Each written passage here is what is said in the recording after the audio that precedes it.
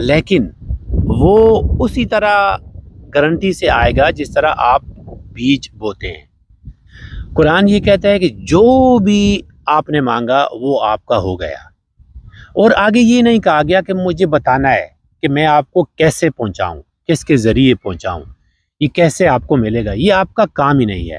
تو پھر کیا ہوگا؟ آپ بیٹھ جائیں گھر میں؟ نہیں، بیٹھنا بھی نہیں ہے۔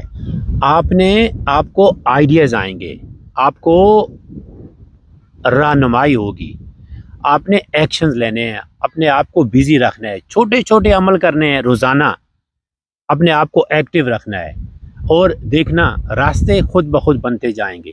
جو بھی چیز آپ کو چاہیے، لوگ چاہیے، وسائل چاہیے، مٹیریل چاہیے، کوئی بھی چیز چاہیے، وہ آپ کو مل جائے گا۔ تو اصل جو چیز ہے وہ آپ کا یقین کہ کیسے ہوگا سے آپ باہر آئیں، بڑا مانگیں اللہ سے، جتنا ناممکن لگے وہ مانگے۔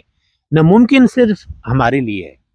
وہ ایک میں انٹرویو سن رہا تھا ایک عورت کا، امریکہ کی عورت ہے، تو وہ کہتی تھی کہ وہ ڈاکٹر کے پاس گئی اور ڈاکٹر نے اس کو کہا کہ دیکھو، بڑے افسوس سے کہنا پڑ رہا ہے کہ تمہارے پاس صرف 6 مہینے ہیں، بریسٹ کینسر تمہاری باڈی میں اتنی پھیل گئی ہے کہ اب بھی تمہارا بچنا ناممکن ہو گیا ہے۔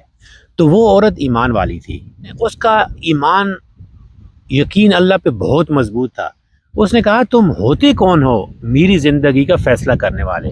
تمہارا کام ہے دوائی دینا، شفا دینا تمہارے ہاتھ میں نہیں ہے۔ تو وہ ڈاکٹر بھی حیران ہوا، اور اس کی ہمت دیکھ کر، حوصلہ دیکھ کر، ایمان دیکھ کر۔ تو جب یہ عورت یہ کہانی بتا رہی تھی، یہ 8 سال پہلے کا واقعہ تھا۔ اس عورت کو ڈاکٹرز نے 6 مہینے دیے تھے، اور ابھی اس کی باڈی سے کینسر نکل چکا ہے، ابھی وہ مکمل طور پر شفا یافتہ ہو چکی ہے۔ تو کبھی بھی اپنے آپ کو لمٹ میں نہ رکھیں کہ کیسے ہوگا۔ کوئی بھی مسئلہ چل رہا ہے، اپنے اللہ پہ یقین رکھیں اور اچھے عمل کریں، تو ہر کچھ چیز ممکن ہے۔